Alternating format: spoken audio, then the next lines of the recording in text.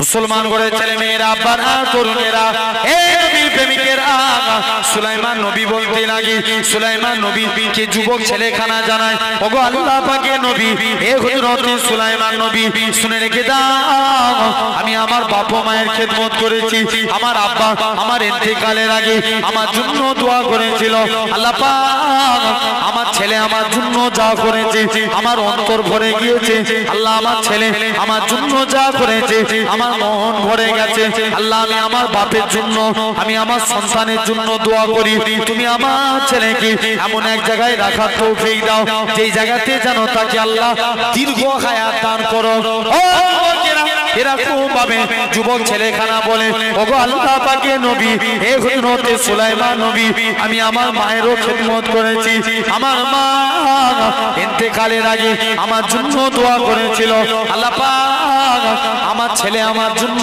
যা করেছে আমার দিল ভরে গেছে আমি মা হয়ে আমার সন্তানের জন্য দোয়া করি আল্লাহ আমি তুমি আমার ছেলেকে এমন এক জায়গায় ইবাদত করার তৌফিক দিবে যেই জায়গাতে যেন জিন শয়তান কেউ প্রবেশ না করতে পারে নবী সুলাইমান বলে বাবা যুবক তুমি কেমন করে গেলে এ নবী সুলাইমান আমি একদিন নৌকায় করে সমুদ্রের উপর দিয়ে যাচ্ছিলাম হঠাৎ করে দেখি এই গম্বুজটা পানির উপরে ভাসছে আমার কি মন গেল আমি নৌকায় থেকে গম্বুজের ভিতরে চলে গেলাম গম্বুজখানা পানির নিচে চলে গেল আমি তখন থেকে পানির নিচে ছিলাম সেটা হলো ইব্রাহিম নবীর জামানা সুলাইমান নবী বলে বাবা যুবক তুমি পানির নিচে কি খাবার খেতে যুবকখানা জবাব দেয় এ নবী সুলাইমান শুনে রেখে দেন আমার কাছে একটা পাখি আসতো লাল রঙের থালা নিয়ে আসতো যখনই আমি জিভ দিয়ে বুলিয়ে দিতাম আমার আল্লাহ পাক আমার শরীরে ক্ষুধাটাকে নিবারণ করিয়ে দিতে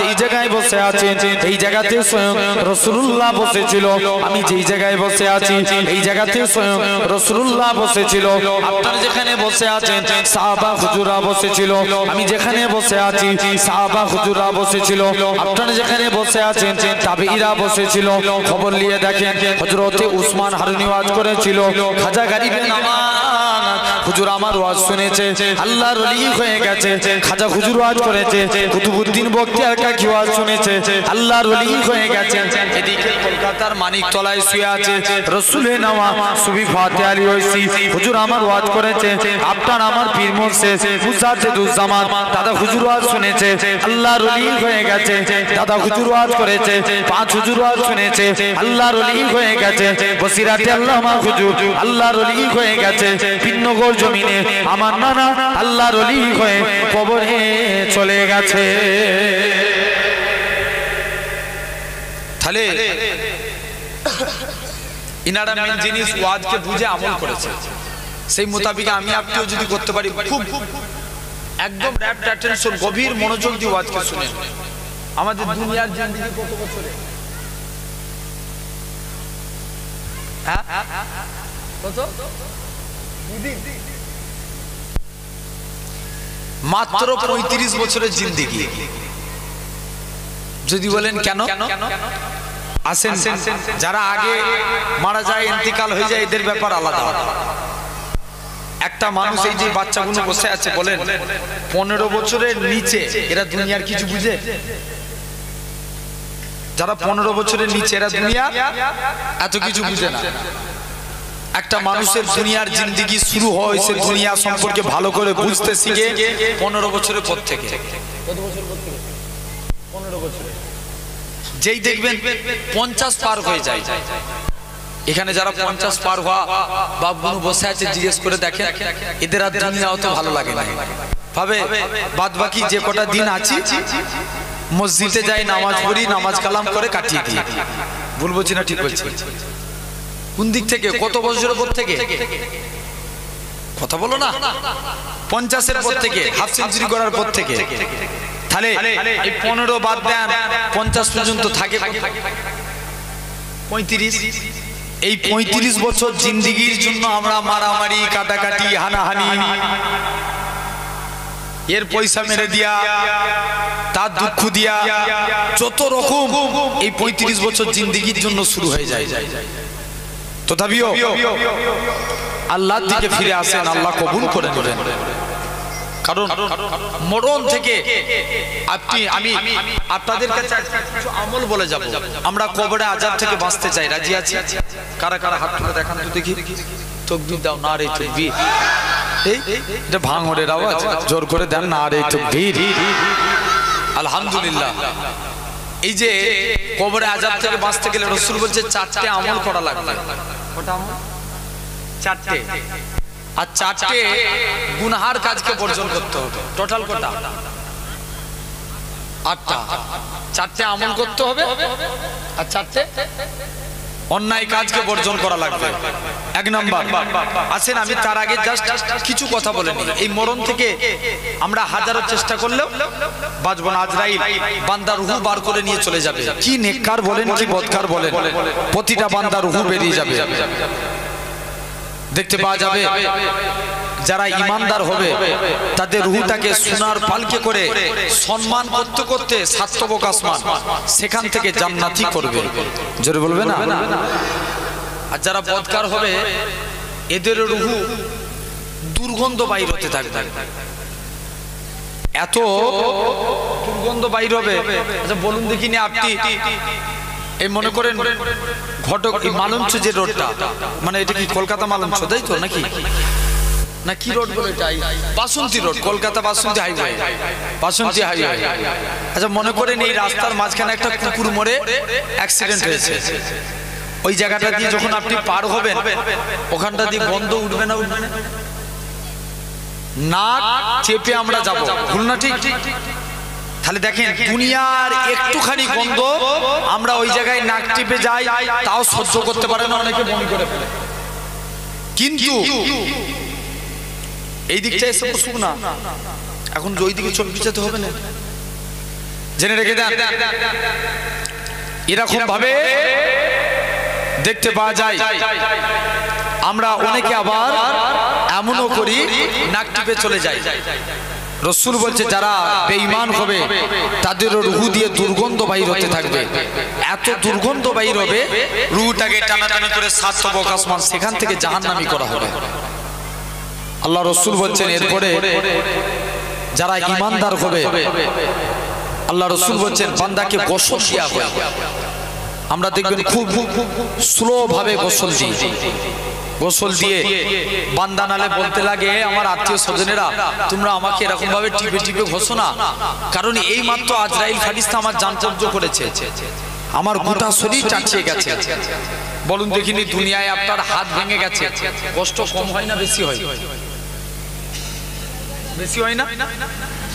আপনার চোখে রড ঢুকে গেছে, খুব ভালো করে বুঝবে, চোখে একটা রড ঢুকে গেছে, আপনি বেঁচে আছেন, কষ্ট কম না বেশি? অনেক কষ্ট। জেনে রাখেন দুনিয়ার কষ্ট থেকে 70 গুণ বেশি কষ্ট হলো মরণের কষ্ট। বান্দার রূহ বেরিয়ে যাবে, আজরাইল বান্দার জানকে কব্জ করে নিয়ে চলে যাবে। কি নেককার বলেন কি বদকার বলেন? আরে ভাই বিশ্বাস করেন, আমি যত আল্লাহর ওলিদের আমি আমার হুজুর কেবলার মুখ থেকে শুনেছি এই কবরের আলোচনা। ভয় করো আল্লাহকে, কাফা বিল মউতে। রাসূল বলছে তোমরা মরণকে বেশি বেশি করে স্মরণ করো। আজকে বাস্তবকে লক্ষ্য করে দেখেন, আমরা পুরোপুরি ভেবে নিয়েছি আমরা দুনিয়াতে চিরজীবন বাঁচবো। এটা মৌখিক বলতেই বলে দিই, মরণকে আগেকার যুগের মানুষ তবে অনেক মরণকে স্মরণ করে অনেক ভালো কাজ করত। এখন সে ভালো কাজ হয়? মানুষ ভেবে নিয়েছে আমি বেঁচে যাব। জেনে রেখে দেন এরকম ভাবে আল্লাহ রাসূল বলেছেন এরপরে বান্দা লাশকে গোসল দিয়ে জানাজার ময়দান ওখান থেকে কবরে নিয়ে যাবে। নেককার কি বদকার বলেন, প্রতিটা বান্দা বান্দি কাফন জড়িয়ে আপনার কবরে নিয়ে চলে যাওয়া হবে। দেখবেন বান্দা যারা নেকির কাজ করবে এদের তো কোনো বেলা নাই। মুসলমান ঘরে ছেলে মেয়েরা, বাবা তরুণেরা, এই নবীর প্রেমিকেরা যারা বদকার হবে এলাকাবাসীদের বলতে লাগবে, হে আমার আত্মীয় স্বজনেরা, তোমরা আমার লাশটাকে তাড়াতাড়ি করে, যারা বদকার হবে তারা বলতে লাগবে, হে আমার আত্মীয় স্বজনেরা, তোমরা আমার লাশটাকে তাড়াতাড়ি করে কবরস্থানের দিকে নিয়ে যেও না, কেননা আমি আমার কবরের মধ্যে যা ভয়ঙ্কর জিনিস দেখতে পাচ্ছি, যদি তোমরা দেখতে পেতে তোমরা আমাকে কবরস্থ করতে না। এ নওজোয়ান যুবকেরা যারা ইমানদার হবে তারা এলাকাবাসীদের বলতে লাগবে, হে আমার আত্মীয় স্বজনেরা, তোমরা আমার লাশটাকে তাড়াতাড়ি করে কবরস্থানের দিকে নিয়ে চলো, কেননা আমি আমার কবরের মধ্যে আল্লাহর দয়ার জান্নাত দেখতে পাই।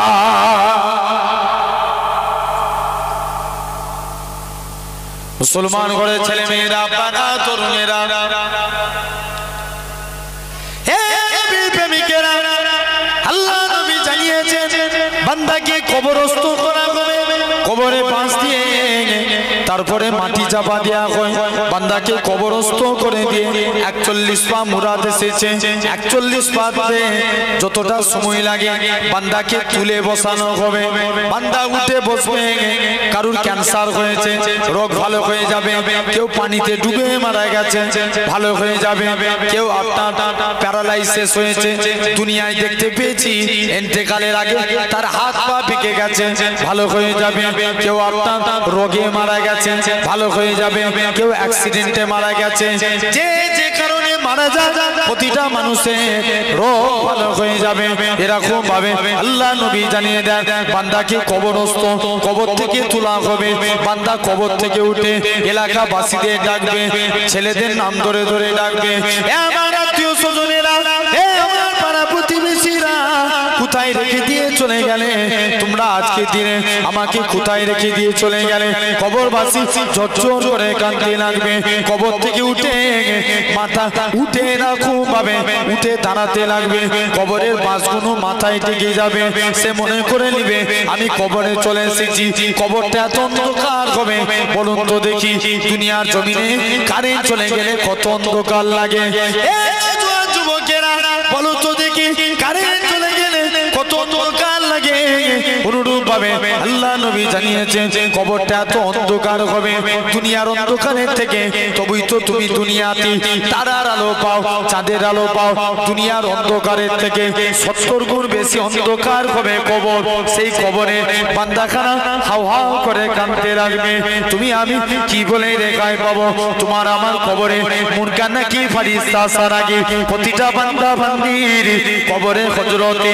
রুমাল আলাইহিস সালাম চলে আসবে, বান্দাকে তুলে বসাবে, এই দুনিয়ার জমিনের বান্দা আল্লাহ তোমাকে 70 বছর হায়াত দিয়েছিল, আল্লাহ তোমাকে 30 বছর হায়াত দিয়েছিল, তোমার যৌবন কাল থেকে যুবক বয়সটাকে কোন কাজে ব্যয় করে চলি গো, হযরতে রুমান আলাইহিস সালাম কি নেককার বলে কি বদকার বলে আল্লাহর কবরবাসী বান্দারা বলতে লাগবে, হে হযরতে রুমান আলাইহিস সালাম, আমি দুনিয়া থেকে খাতা কলম দিয়ে এসেছি কিনা কেমন করে লিখবো, কি নেককার বলে কি বদকার বলে, প্রতিটা বান্দা বান্দির মাথার টুকরো, মাথার দিক থেকে এক টুকরা কাফনের টুকরা ছিঁড়ে বলবে, এই কাফনের টুকরাটা হবে তোমার জন্য খাতা, সাদা তাগুলটা হবে তোমার জন্য কলম, মুখে থুতুটা হবে তোমার জন্য কালি, বান্দা মুখ থেকে থুতু নিয়ে কালি নিয়ে সাদা তাগুলে করে কাফনের উপর লিখতে থাকবে, লিখতে লিখতে বান্দার মুখের থুতু ফুরিয়ে যাবে, তথাপিও লেখা শেষ হবে না, হে নওজোয়ান যুবকেরা, তুমি আমি কি বলে রেখায় পাবো, তোমার আমার মুখ সাক্ষী দিবে, এরকম ভাবে ওই কাফনের টুকরাটা কাল কিয়ামতের ময়দানে আপনার আমার আমলনামা হয়ে যাবে, যারা নেকির কাজ করবে এদের তো কোনো বেলা নাই, যারা অন্যায় করবে আল্লাহ আফসোস করে বলবে, ও আমার বান্দারে, তোদেরকে হেদায়েতের পথে আনার জন্য আমি আল্লাহ পাক যুগে যুগে কত আমার নবী রাসূল পাঠিয়েছি, তারপরেও তোরা এত গুনার কাজ করেছিস না। আল্লাহ বান্দা ভেবেছে দুনিয়ায় মিথ্যা কথা বলে পার হয়ে গেছি, আল্লাহর কাছে মিথ্যা কথা বলে পার হয়ে যাব। আল্লাহ পাক নামাজ পড়েছিলাম, আল্লাহ তোমার ফারিস্তারা লিখে নে, রোজা রেখেছিলাম, আল্লাহ তোমার ফারিস্তারা লিখে নে। তুমি আমি কি বলে রেখায় পাবো? তোমার আমার মুখ সাক্ষী দিতে লাগবে। আল্লাহ পাক এই মুখ দিয়ে আপনার বান্দাটা কোনোদিনই পাক পবিত্র কালামুল্লাহ শরীফ পড়ে না, এই মুখ দিয়ে বান্দাটা পরে গীবত গিল্লা করে কাটিয়েছে। আপনার আমার কান সাক্ষী দিবে। আল্লাহ পাক এই কান দিয়ে আপনার বান্দাটা আল্লাহ গান বাজনা শুনে কাটিয়েছে, কুরআনের কথা শুনে না, হাদিসের কথা শুনে না। আপনার আমার পা সাক্ষী দিবে। আল্লাহ পাক এই পা দিয়ে আপনার বান্দাটা মসজিদের দিকে যায় না, তিনি মাহফিলে গিয়ে বসে না, এই পা দিয়ে বান্দাটা মাচায় গিয়ে বসে, পরে চকল কুরি করে বেরিয়েছে। এরকম ভাবে প্রতিটা অঙ্গ প্রত্যঙ্গ আপনার আমার বিরুদ্ধে সাক্ষী দিবে। আমার আল্লাহ জানাবে, ও আমার ফারিস্তারা চলে যাও, চলে যাও, আমার বান্দাটাকে জাহান্নামী করে দাও। বান্দাটাকে জাহান্নামের দিকে নিয়ে যাবে। বান্দাটা ঝরঝর করে কাঁদবে। আল্লাহ ও আল্লাহ পাকের ফারিস্তারা আমাকে একটুখানি সময় দাও, আল্লাহ সঙ্গে দুটো কথা বলে আসি। বান্দাকে সময় দিয়ে দেওয়া হবে। বান্দা কাঁদতে কাঁদতে আল্লাহর কাছে আসবে। আল্লাহ পাক দুনিয়ার জমিনে অন্যায় করেছি ঠিকই কথা, পাপ করেছি ঠিকই কথা, আল্লাহ তবে নাকি আপনি কোরআন পাকে ইরশাদ করেছেন, ওমাইয়া তাকাল আল্লাহকে ফাকুয়া হাসবু, যে বান্দা নাকি আল্লাহ আপনার উপরে ভরসা করে আপনি তার জন্য যথেষ্ট হয়ে যান। আল্লাহ পাক আমি আপনার গুনাহগার বান্দা, আমি আপনার পাপী বান্দা, আপনার উপরে ভরসা করে রইলাম। এই নওজোয়ান যুবকেরা আমার আল্লাহ জানাবে, সাদকাত দি আমার বান্দা সত্য কথা বলেছে। ওই আমার বান্দা রে চলে যা, চলে যা, আমি আল্লাহ তো জীবনের পাখার পাখার গুনাহটাকে ক্ষমা করে দিয়ে আমি আল্লাহ তোকে আমার রহমতে দয়ার জান্নাত দিয়ে দিলাম। আরো জোরে হয় না? কি দিবে? জান্নাত দিবে। আল্লাহ বলছে যা, আমি আল্লাহ তোকে জান্নাত দিয়ে দিলাম। বান্দা এরপরে আবার কাঁদতে লাগবে। যাক, এরপরে আসবে মুনকার নাকির ফারিস্তা, কবরে সওয়াল জবাব করতে আসবে। কে ফারিস্তা? জোরে বলো।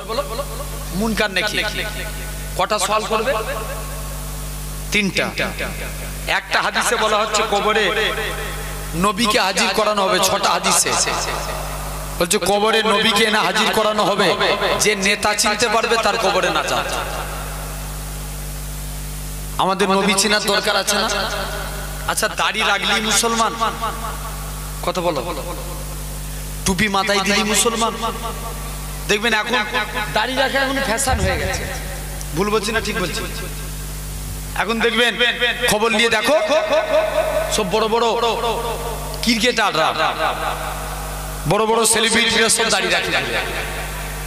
তাহলে দাড়ি রাখার নাম মুসলমান না, টুপি মাথায় দিলে মুসলমান না। দেখবেন আমাদের এই রাজ্যে রমজান মাসে ঘটে, দেখবেন অনেক মানুষ আছে, অনেক নেতারা আছে, দেখবেন মাথায় টুপি দিয়ে ঘুরে। ভুল বলছি না ঠিক বলছি? তাহলে টুপি মাথায় দিলেই কি না মুসলমান না, জেনে রেখে দেন। 3 নাম্বার, কুরআন পড়লে মুসলমান। কুরআন বাংলায় ব্যাখ্যা করেছিল গিরিশ চন্দ্র বাবু। তিনি যদি কুরআন না পড়ে বাংলায় ব্যাখ্যা করবে কি করে? তাহলে কুরআন পড়লেই মুসলমান না। মুসলমান হতে গেলে আগে রাসূলের উপর ঈমান আনতে হবে। কি হাদিস পাকে এসেছে, বুনিয়াল ইসলাম আলা খামসিন, ইসলাম 5টি স্তম্ভের উপর দাঁড়িয়ে আছে। ফার্স্ট শাহাদাতু আল্লাহ ইলাহা ইল্লাল্লাহ, আগে এই কথার প্রতি সাক্ষ্য দাও আল্লাহ ছাড়া কোনো উপাস্য নাই, আল্লাহ ছাড়া কোনো মাবুদ নাই।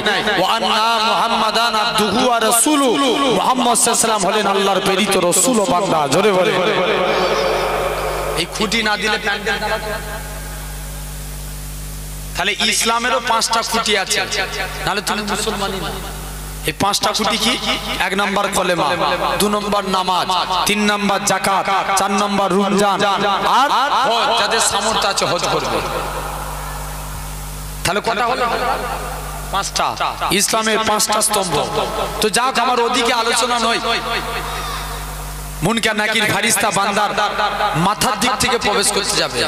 তুমি আমি যদি দুনিয়ার জমিনে নামাজ পড়ে যাই, আব্বাগুলো শুনছো তো, যদি নামাজ পড়ে যাই, আল্লাহ নামাজের আমলের জবানকে খুলে দিবে। নামাজের আমল বলবে, হে আল্লাহর ফারিস্তা, মুনকার নাকির ফারিস্তা, এই বান্দার পায়ের মাথার দিক থেকে প্রবেশ করতে দেবো না, কেননা বান্দাটা আল্লাহকে রাজি করার জন্য সিজদা দিয়ে দিয়ে কপালকে কালো করে ফেলেছে। নিরুপায় হয়ে ডান সাইড দিয়ে আসবে। কোন সাইড? মানে কবরের, আটটার কবরের ডান দিক দিয়ে ঢুকতে যাবে। আটটার আমার রোজার আমলের জবানকে খুলে দিবে। কিসের আমল? রোজার। এবছর রমজান মাসে হাইয়েস্ট তাপমাত্রা 46 ডিগ্রি গেছে। কত? 46 ডিগ্রি। তাম পৃথিবীকে সূর্যের তাপমাত্রা হারিয়ে দিচ্ছে। কিন্তু আল্লাহর যারা প্রকৃত রোজাদার বান্দা, তাদের কাছে সূর্য হেরে গেছে। জোরে বলে। ভুল বললাম না ঠিক বললাম?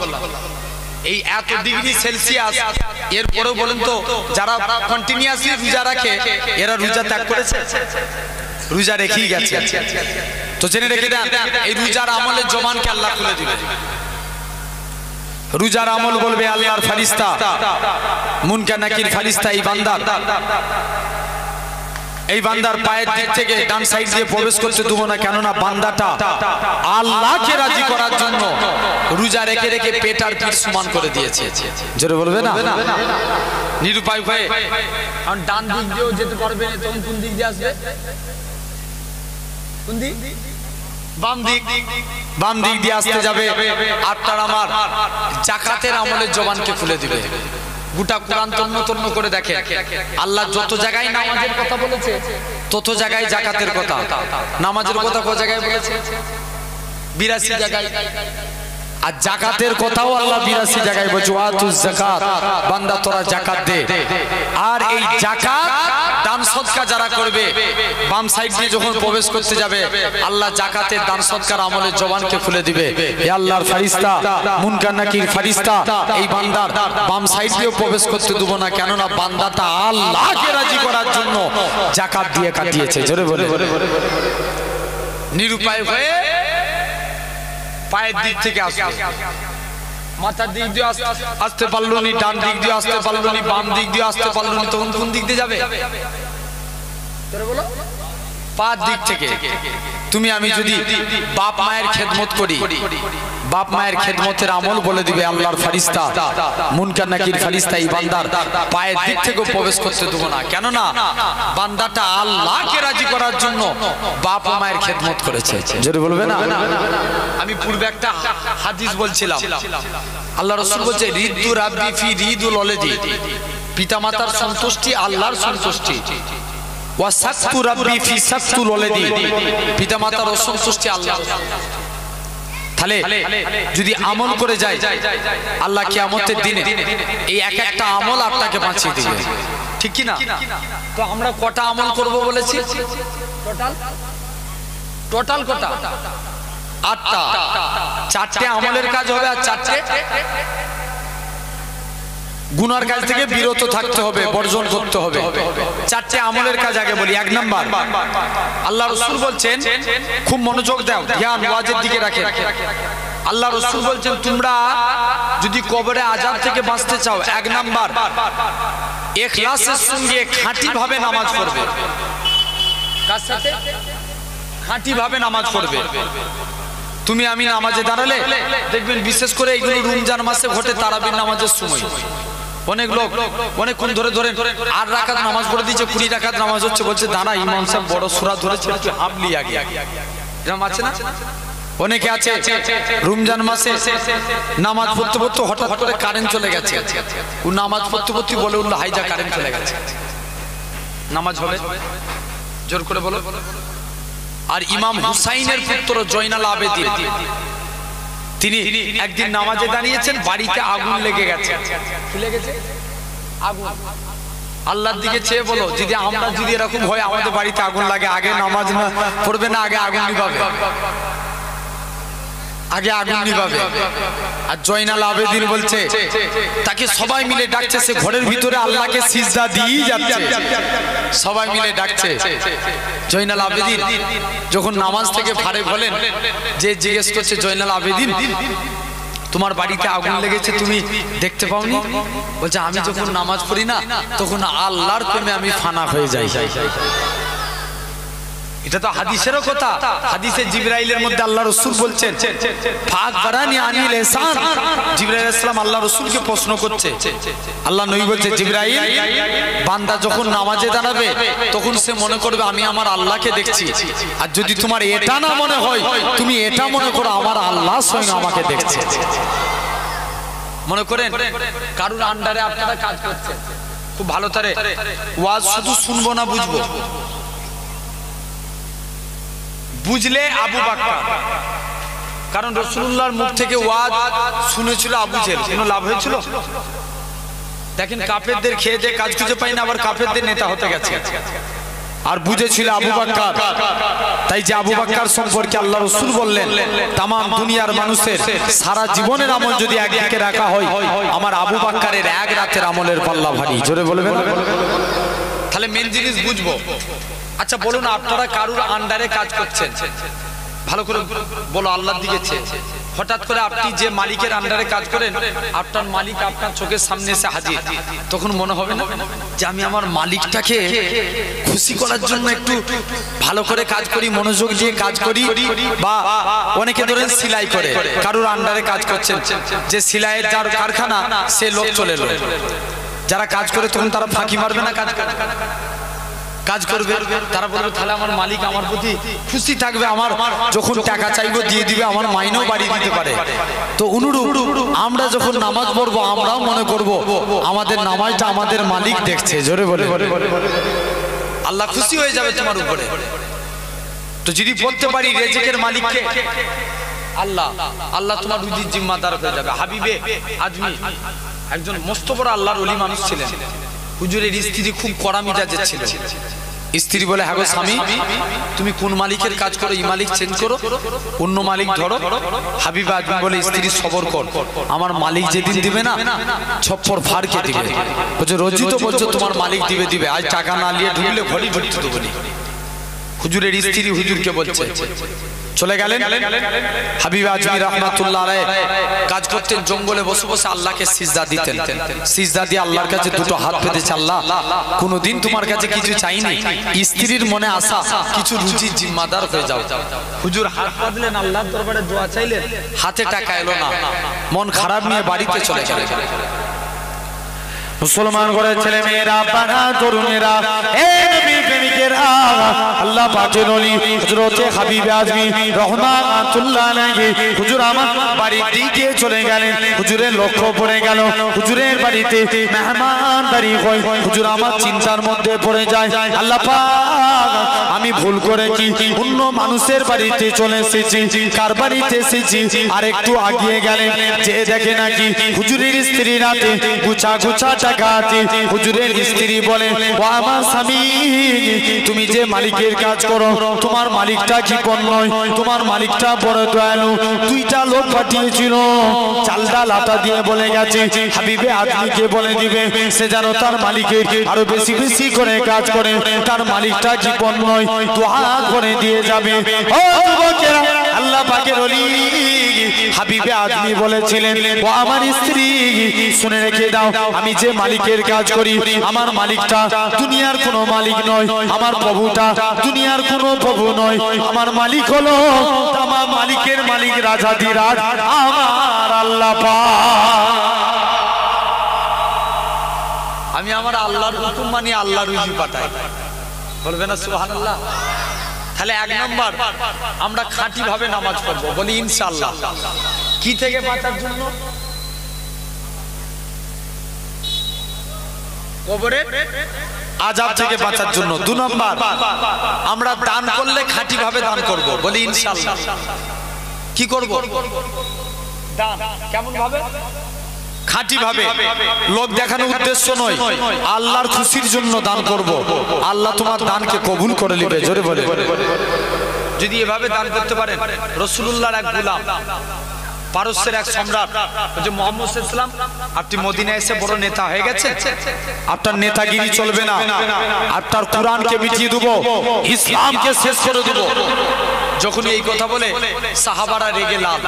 আচ্ছা, আজও যদি তোমাদের সামনে নবীর ব্যাপারে কেউ এই ধরনের কথা বলে, আমরা কি তাদেরকে ফুল দিয়ে পুজো করব না তাদের বিরুদ্ধে যাব? বিরুদ্ধে যাব, তাতে যেই হোক, ঠিক না ভুল? জেনে রেখে দেন, কারণ সব মানা যায়, নবীর অপমান মানা যাবে না। তো এখন ওমর উলঙ্গ তলবার নিয়ে উঠে দাঁড়িয়েছে, হুজুর অনুমতি দেন আমি ওর গর্দানকে জুতা করে দিই। আল্লাহ রাসূল বলছে, ওমর তুমি একা কি করবে? যাও, আমি রাসূল জিহাদের জন্য একটা ফান্ড তৈরি করলাম। আমি নবী, তারা যেহেতু ইসলামের বিরুদ্ধে কথা বলেছে, কোরআনের বিরুদ্ধে কথা বলেছে, আমি রাসূল তাদের জন্য একটা জিহাদের ঘোষণা দিলাম। কিসের ঘোষণা? জিহাদের। আল্লাহ নবী বললেন, জিহাদের জন্য নবী একটা ফান্ড তৈরি করলেন। কি তৈরি করলেন? ফান্ড। লোক ফান্ডে কি করে? জমা দেয়, দান করে। আল্লাহ নবী বলে, বাবা সাহাবীরা তোমরা আমার ফান্ডে দান করো। আমার আলোচনা কি হচ্ছে? কবর আযাব থেকে বাঁচতে গেলে কি করা লাগবে? দান করা লাগবে। দেখেন খাঁটি ভাবে দানের নিয়ম। সবাই মেয়েরা তাদের নাকের গহনা, কানের গহনা নবী জিহাদের ফান্ডে দান করতে লাগে। মুসলমান ঘরের ছেলে মেয়েরা, বাধা তরুণেরা, এই বাঙনের মানুষেরা শুনে রেখে দেন, এরা খুব ভাবে এক মহিলা খানা সে ভিক্ষা করে করে বেড়ায়।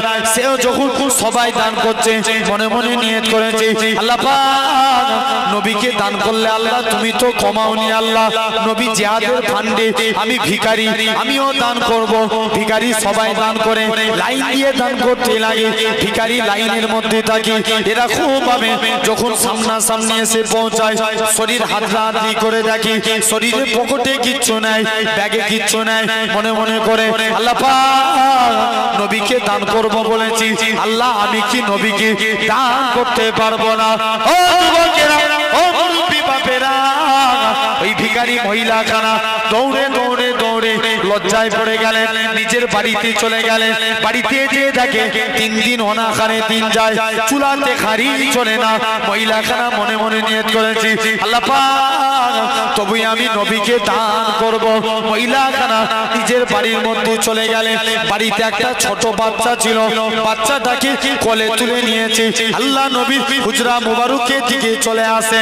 ও যুবকেরা, ও নবীর প্রেমিকেরা, মহিলা খানা জোর করে প্রতিমধ্যে আবু বকরের সঙ্গে দেখা করে। হযরতে আবু বকর বলতে লাগে, রাসূলুল্লাহ হযরতে আবু বকর বলে, এ মামে ছেলে বলো তো দেখি তুমি কেন কোথায় চলে যাও? মা নবী তো তোমায় দান করতে পারবে না, নবী জিহাদের জন্য ফান্ড তৈরি করেছে। মহিলা খানা কাঁদে আর বলে, এ রাসূলুল্লাহ সাহাবী, এ হযরতে আবু বকর, আমি নবীর ফান্ডে দান করব, আমি নবীর কাছে দান চাইতে যাই না, আমি রাসূলুল্লাহকে দান করতে যাচ্ছি। মহিলা খানা নিজের বাড়িতে চলে গেলেন। আস্তে আস্তে করে যে আল্লাহ নবীর হুজরা মুবারকে চলে গেলেন। নবীর কাছে যে নিজের ছোট বাচ্চাটাকে দান করে দেয়। আল্লাহ নবী বলে, এ মামে ছেলে বলো তো দেখি আমি তোমার এই বাচ্চাকে নিয়ে কি করব? মহিলা খানা কাঁদে আর বলে, ইয়া রাসূলুল্লাহ হাবিবাল্লাহ, ইয়া রাসূলুল্লাহ হাবিবাল্লাহ, হুজুর যখন আপনার চতুর্দিকে আপনার দুশমনে ভরা, কেউ যদি আপনাকে লক্ষ্য করে তীর ছুঁড়ে মারে, হুজুর আপনি আমার বাচ্চাকে কাফেরদের তীরের সামনে রেখে দিবেন, আমার বাচ্চা শহীদ হয়ে যাবে। কাল কিয়ামতের ময়দানে আমি শহীদানের মা বলে আল্লাহর জান্নাত পেয়ে যাব।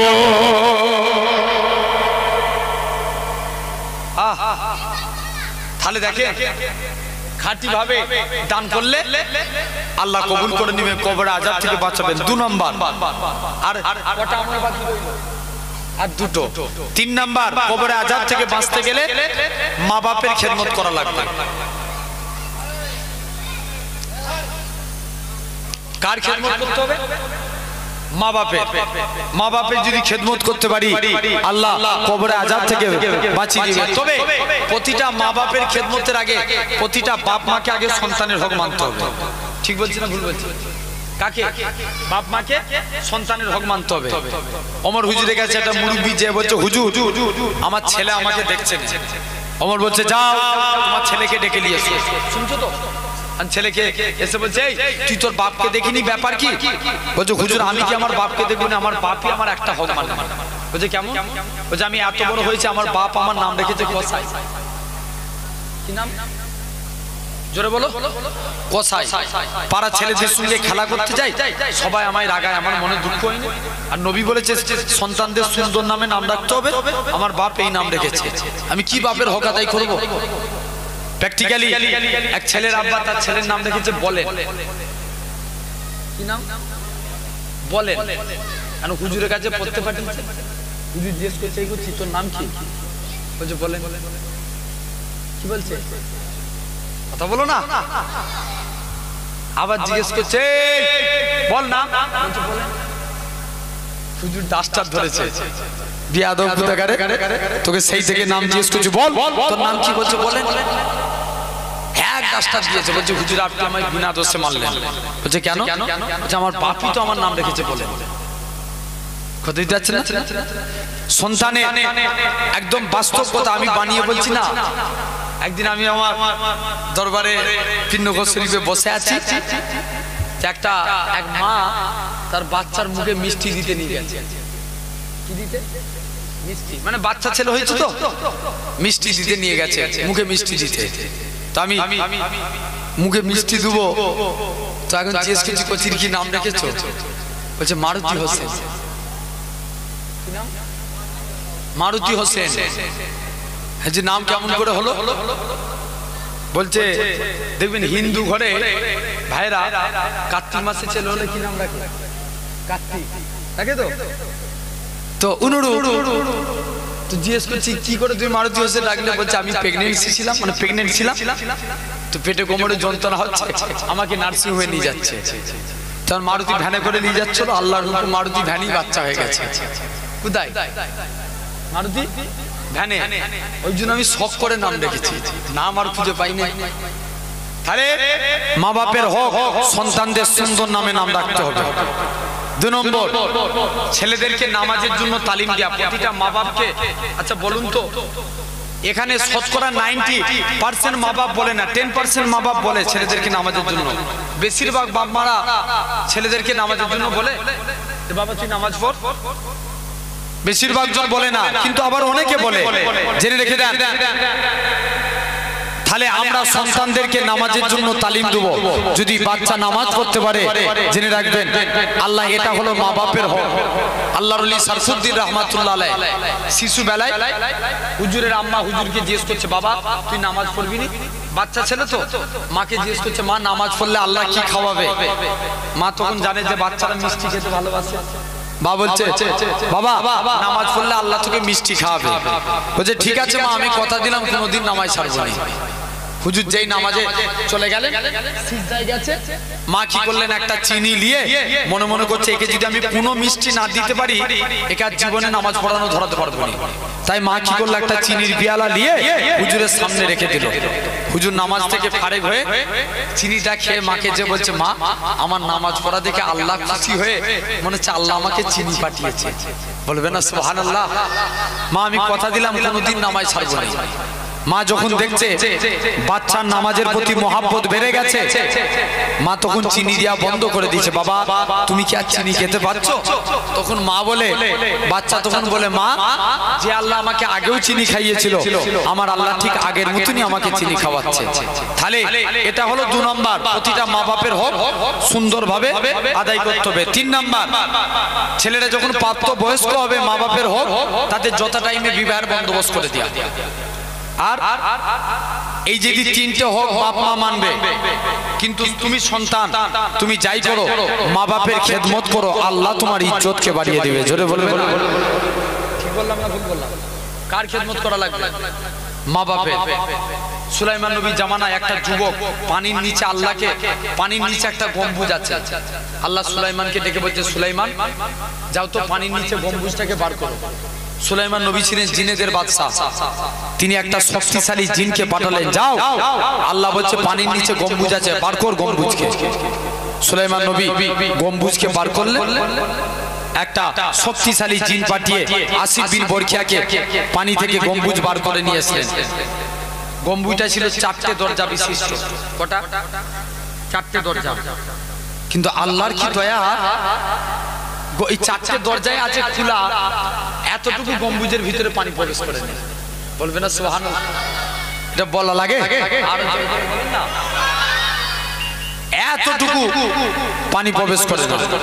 সুলাইমান নবী সবথেকে অবাক হলেন, গম্বুজের ভিতরে একটা যুবক ছেলে আল্লাহকে সিজদা দিচ্ছে। ছেলেটা নামাজ থেকে ফারিগ হলেন, সুলাইমান নবী জিজ্ঞেস করছে, বাবা কোন আমলের দ্বারাই তুমি এমন উঁচু জায়গায় পৌঁছেছো? কোন আমলের কারণে? ছেলে বাপ মায়ের খেদমতের ওসিলায় আল্লাহ এত মাকাম দিয়েছে। তাহলে আমরা কবরে আযাব থেকে বাঁচতে গেলে 3 নাম্বার বাপ মায়ের খেদমত করব, বলি ইনশাআল্লাহ। 4র্থ নাম্বার, আমরা মুখ দিয়ে তাসবিহ পড়ব। কি পড়ব? তাসবিহ। এখন তাসবিহ বেশি হয় না গালিগালাজ বেশি হয়? গালিগালাজ বেশি হয় না? আপনাদের বাজারের নাম কি? না জামির গেছে? আচ্ছা, মেন বাজার ভাঙড়। আচ্ছা ধরে কেউ যদি বলে এই ভাঙড়ে যাব, ভাঙড় থেকে এসে আমি মনে করেন ঘটকপুকুর যাব, ভাঙড় থেকে বাড়ি, বাড়ি থেকে ঘটকপুকুর, দেখবেন আমাদের ঘরে ছেলেরা মুখ দিয়ে একটা নাপাক কথা উচ্চারণ করে। বন্ধু বান্ধবের সঙ্গে ধরুন কথা বলছে, কথাই কথাই ওই কথা।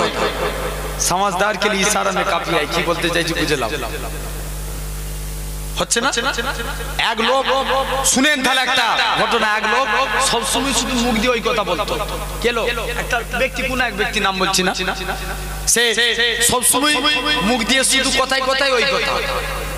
এখন মরণের টাইম এসে গেছে, কার? ও লোকে মরণের সময়, আর লোকেরা সব মুখে সব চামচ দিয়ে পানি দেয় না, যে যায় আর দুনিয়ায় বাঁচবেন একটু মুখে পানি দিয়ে দে। হয় না? হয় না? যত পানি খাচ্ছে ও লোক তত বিরক্ত হচ্ছে, যত পানি খাওয়ায় তত বিরক্ত হয়। লাস্টে গেলে ওই মুখ দিয়ে নাপাক কথা বলেছে, আজরাইল জান কবজ করে নিয়ে চলে গেছে। তাহলে বুঝতে পারছেন, আল্লাহ মাফ করেন, জবানের হিফাজত করেন, বলেন ইনশাআল্লাহ। জোর করে বলো। রাসূলুল্লাহর কাছে এক সাহাবী গেলেন, যে সাহাবীটা মদ পান করত। কি করত? মদ পান করত আর জিনা করত। নবীর কাছে যে বলছে, হুজুর আমি ভালো হতে চাই, আমাকে আমল বলবো। আল্লাহ নবী বলছে, তুই ভালো হতে চাস, যা ওয়াদা কর জীবনে মুখ দিয়ে মিথ্যা কথা বলবো না। কি বলবে না? মিথ্যা কথা বলবো না। যুবক সে তো বিরাট খুশি, কই নবী তো আমাকে জিনার কথা বলে না। কে বলছে? সাহাবীটা মনে মনে করছে, নবী আমাকে জিনার জন্য মানা করে নে, নবী আমাকে মদ খাওয়ার জন্য মানা করে নে, নবী শুধু বলেছে যে মিথ্যা কথা বলবে না। ও মনে দ্বিধায় ওয়াদা করে দিল, হুজুর মিথ্যা কথা বলবো না, জান। এখন একদিন মদ খেয়ে নবীর দরবারে গেল। নবী জিজ্ঞেস করছে, বাবা তুই মদ খেয়েছিস? ওয়াদা করেছিল, কি বলবো নি? কথা বলে না কেন? কি বলবো নি? মিথ্যা কথা বলবো নি। মনে মনে করছে, লজ্জাও লাগছে যে মদ খেয়ে ফেলেছি, নবীকে বলবো। নবীর কাছে ওয়াদা করছে, হুজুর এবারের মতন খেয়ে ফেলেছি মদ, তবে কথা দিলাম আর কোনোদিন খাবো না। জোরে বলো। 1 নাম্বার। 2 নাম্বার, আবার একদিন জিনা করে নবীর দরবারে হাজির। নবী জিজ্ঞেস করছে, বাবা জিনা করেছো? হুজুর ওয়াদা করলাম আর কোনোদিন করবো না। তাহলে একটা জিনিসের হিফাজত করেছে, জাস্ট জবানের হিফাজত করেছে, আল্লাহ মানুষটাকে পরিবর্তন করে দিয়েছে। তাহলে আপনি আমিও মুখ দিয়ে তাসবিহ পাঠ করব। মনে করেন এখান থেকে এসব এত যুবক দাঁড়িয়ে আছেন, বসে আছেন, আপনারা অনেকে বাইক চালান, রাস্তা দিয়ে বেরিয়ে যান, কার কোন মুহূর্তে মরণ হয়ে যাবে কেউ বলতে পারবো? মুখ দিয়ে আপনি মনে মনে নিজের মনে মনে পড়বেন, আলহামদুলিল্লাহ, সুবহানাল্লাহ, আল্লাহু আকবার, কি দরুদ বললেন, কি কলেমা পড়লেন, লা ইলাহা ইল্লাল্লাহ মুহাম্মাদুর রাসূলুল্লাহ সাল্লাল্লাহু আলাইহি ওয়াসাল্লাম, এসব যদি মুখ দিয়ে পড়ি গুনাহ না সওয়াব হবে। আল্লাহ না করুক, হে যুবক, তুমি মুখ দিয়ে কলেমা পড়ছো, আল্লাহ না করুক ওই অবস্থায় যদি মরণ হয়ে যায়, রাসূল বলছে যার শেষ কথা কলেমা, বেসাত লোক জান্নাতি। জোরে বলে। তাহলে কাজে কাজে ভাবতে হবে, এই চারটে আমল করা লাগবে। একটু চাজি গেছে, খাবো, হ্যাঁ একবার জোরে জোরে দরুদ পড়ো, তাহলে আল্লাহুম্মা। তোরা এসে বস এখানটায়, এই কালো জামা,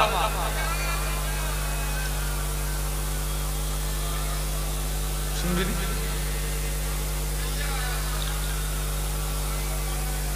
ঠিক আছে। আল্লাহুম্মা সাল্লি আলা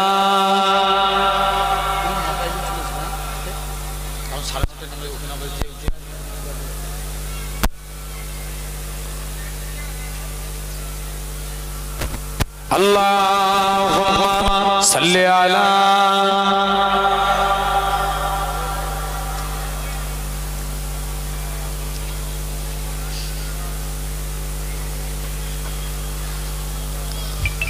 है फकत मुझको मुहब्बत मुस्तफा के नाम से, है फकत मुझको मुहब्बत मुस्तफा के नाम से, मेरी दुनिया मेरी जन्नत मुस्तफा के नाम से, मेरी दुनिया मेरी जन्नत मुस्तफा के नाम से। जोरे बोलबे ना, आरेकटु जोरे बोल। है फकत मुझको मुहब्बत मुस्तफा के नाम से, है फकत मुझको मुहब्बत मुस्तफा के नाम से, मेरी दुनिया मेरी जन्नत मुस्तफा के नाम से, मेरी दुनिया मेरी जन्नत मुस्तफा के नाम से। या रसूल अल्लाह या हबीब अल्लाह, या रसूल अल्लाह या हबीब अल्लाह, हो गई आदम की भी तौबा कबूल, हो गई इस नाम से आदम की भी तौबा कबूल। रब को कितनी मोहब्बत मुस्तफा के नाम से, रब को कितनी मोहब्बत मुस्तफा के नाम से, मेरी दुनिया मेरी जन्नत मुस्तफा के नाम से।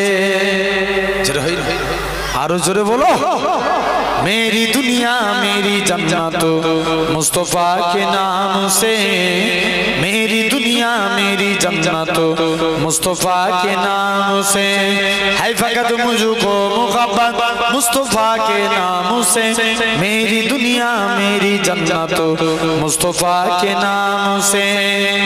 एक हिरन ने जब सुनाया माजरा सरकार का, एक हिरन ने जब सुनाया माजरा सरकार का, मिल गई उसको भी मुअल्ला मुस्तफा के नाम से।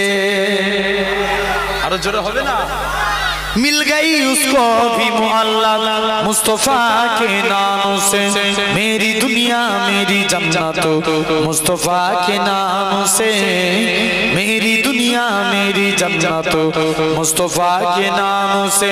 या रसूल अल्लाह या हबीब अल्लाह, या रसूल अल्लाह या हबीब अल्लाह, तुम दरूद पाक पढ़कर दुआ चाहिए सीखो, तुम दरूद पाक पढ़कर दुआ चाहिए सीखो, फिर बढ़ेंगे और रहमत मुस्तफा के नाम से, फिर बढ़ेंगे और रहमत मुस्तफा के नाम से। मेरी दुनिया मेरी जन्नत मुस्तफा के नाम से, मेरी दुनिया मेरी जन्नत मुस्तफा के नाम से।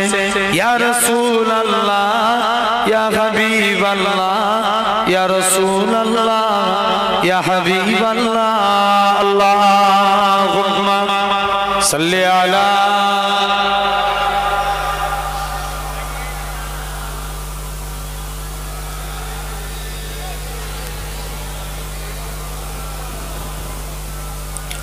আমার সোনার ভাইরা, তাহলে কটা আমল বললাম?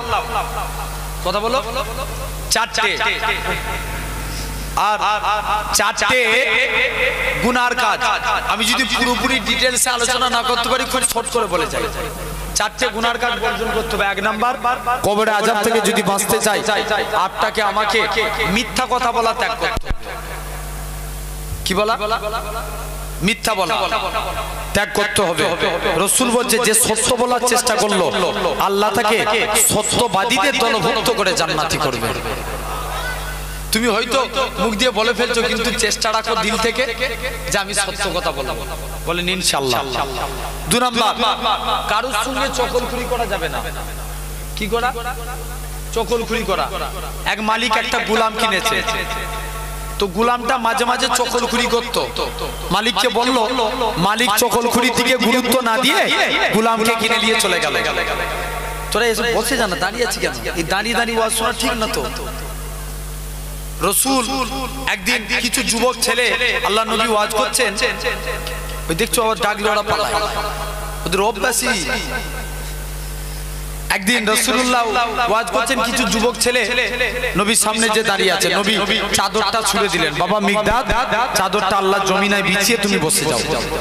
তাহলে এই হাদিসে প্রমাণ পাওয়া যায় যে বসে বসে ওয়াজ শোনা সুন্নাতে রাসূল, ঠিক কি না? তাহলে তোরা দাঁড়িয়ে থাকবি? হ্যাঁ, এই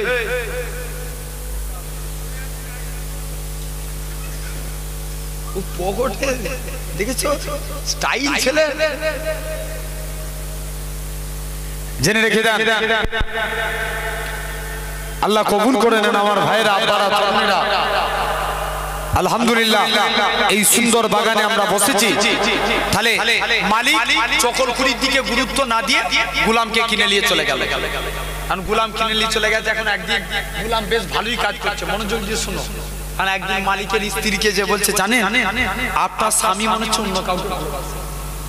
কে বলছে? গোলাম। তবে আপনাকে আমি একটা তাবিজ বলে দিতে পারি। কি তাবিজ বল? বলছে ফুড় দিয়ে স্বামীর একটা দাড়ি চুল কেটে নিয়ে আসো, লম কেটে নিয়ে আসো, আমি তাবিজ করে দেবো, বিরাট তাবিজ, স্বামী তোমার হাতের কবজায় থাকবে। প্রতিটা স্ত্রী চাই স্বামী আমাকে বেশি ভালোবাসো, চাই না? চাই না? এখন স্ত্রী বলছে ঠিক আছে তাই হবে। এখন গোলাম যে আবার মালিককে যে বলছে, মালিক জানেন আপনার স্ত্রী মনে হচ্ছে অন্য ছেলেকে ভালোবাসে, ওই জন্য আপনাকে মারার প্ল্যান করছে। বলছে দূর, আমরা এতদিন সংসার করছি, কোনোদিন অশান্তি হয়নি, আর তুই বলছিস মারার প্ল্যান করছে। বলছে গোলামের কথা বিশ্বাস না হলে আপনি ঘুমের ভান করে যে একবার যে দেখে, যদি এই কথা শুনিয়ে দেয় আর রাত্রে ঘুম ধরবে, আর ঘুম ধরবে না। এখন স্বামী দেখছে যে দেখবো কতক্ষণ পর, দেখবো যে কতক্ষণ পর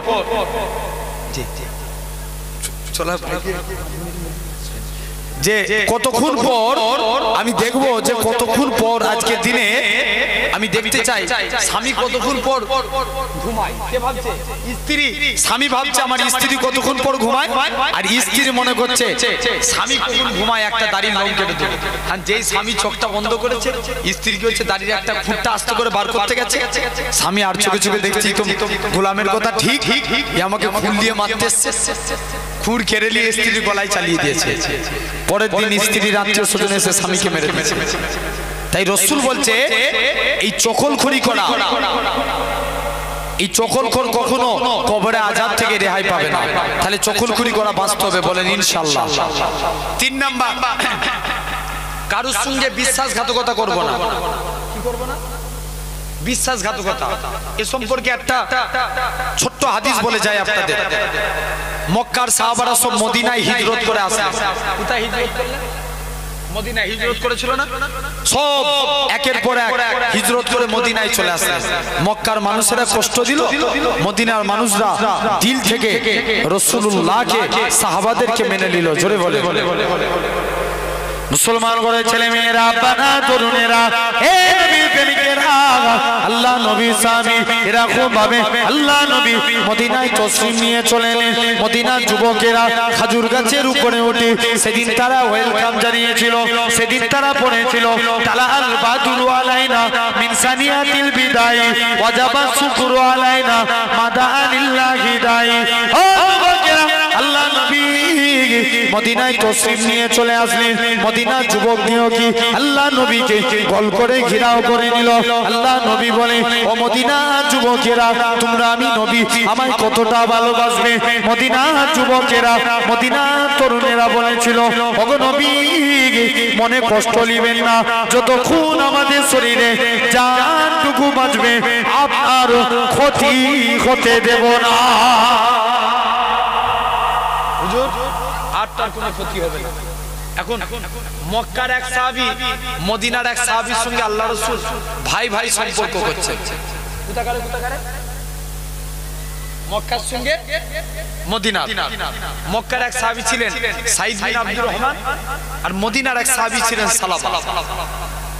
দুজন মিলে ভ্রাতৃত্ব বন্ধনে আবদ্ধ হয়ে গেল।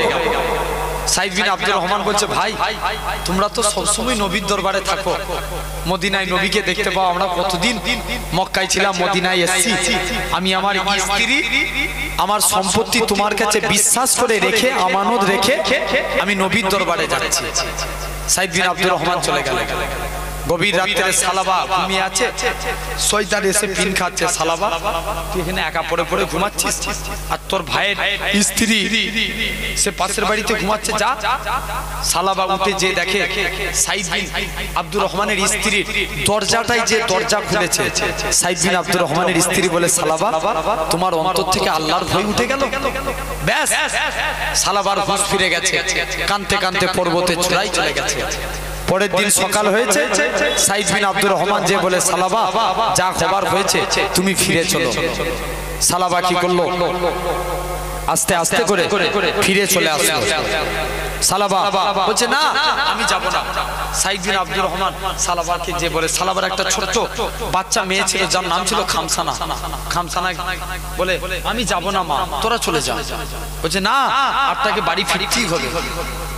অনেক রিকোয়েস্ট যখন করে, সালাবা বলে, তবে ঠিক আছে তোরা আমার গলায় দড়ি বাঁধ। টেনে টেনে আবু বকরের দরবারে নিয়ে চলে। মুসলমান ঘরের ছেলে মেয়েরা, বাবা তরুণেরা, এ নবীর প্রেমিকেরা, কি শরণিন্দার কথা। আরে বাপের গলায় দড়ি বেঁধে টেনে টেনে টেনে হযরতে আবু বকরের দরবারে নিয়ে যায়। হযরতে আবু বকর বলে, এ বাবা সালাবা বলো তো দেখি কি হয়েছে বলো। সালাবা বলে, ভাই আবু বকর, আমি আমানতের মাল খেয়ানত করে ফেলেছি, জিনা করে ফেলেছি, আমার গুনাহটা কি আল্লাহ পাকের দরবারে মাফ হবে।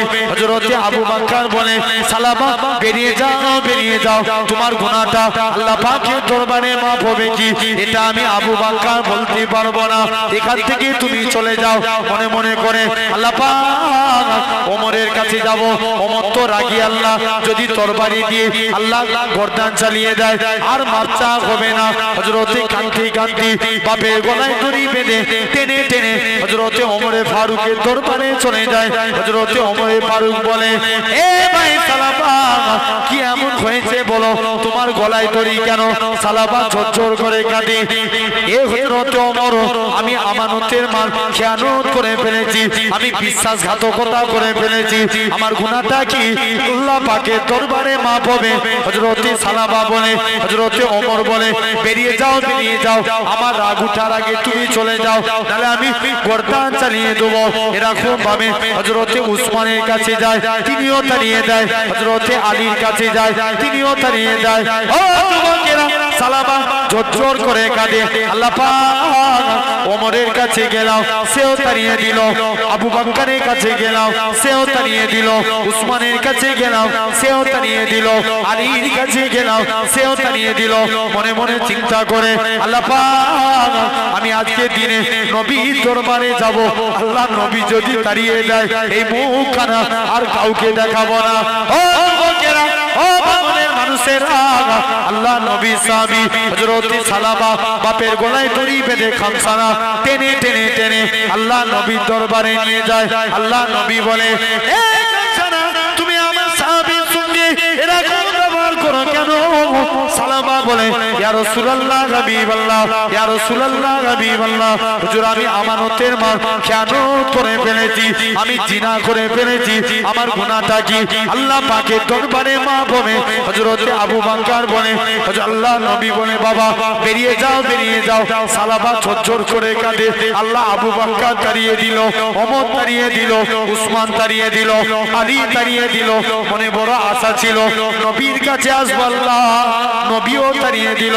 এখন আল্লাহ একমাত্র আপনি ভরসা, আপনি নাকি কুরআন পাক ইরশাদ করেছেন ওমাইয়া তাকাল আল্লাহকে ফাহুয়া হাসবু, যে বান্দা নাকি আল্লাহ আপনার উপরে ভরসা করে আপনি তার জন্য যথেষ্ট হয়ে যান। আল্লাহ পাক আমি আপনার গুনাহগার বান্দা, আপনার উপরে ভরসা করে রইলাম। এরকম ভাবে পরের দিন চলে আসে, এরকম ভাবে 40 দিন সিজদায় পড়ে কাঁদতে লাগে।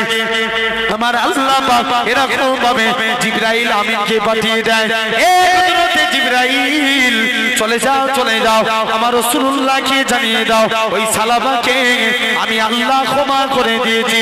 সালাবাকে দুইজন সাহাবী যে নবীর দরবারে নিয়ে আসলেন, যখন নিয়ে আসলেন ওই টাইমটা ছিল ফজরের টাইম হয়ে গেল। আল্লাহ নবী ইমামতি করে নামাজ পড়ে, সালাবা পিছনে দাঁড়িয়ে থাকে। নবী নামাজ শেষে বলে কাফা বিল মাউতে, তোমরা মরণের কথা বেশি বেশি করে স্মরণ করো।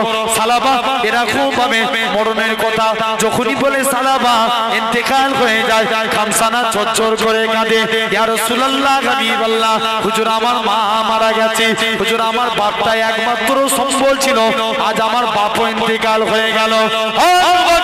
আল্লাহ নবী কি জানিয়েছিলেন, এ মা খামসানা কেদো না কেদো না, আজকে দিন থেকে আমি রাসূলুল্লাহ হলাম তোমার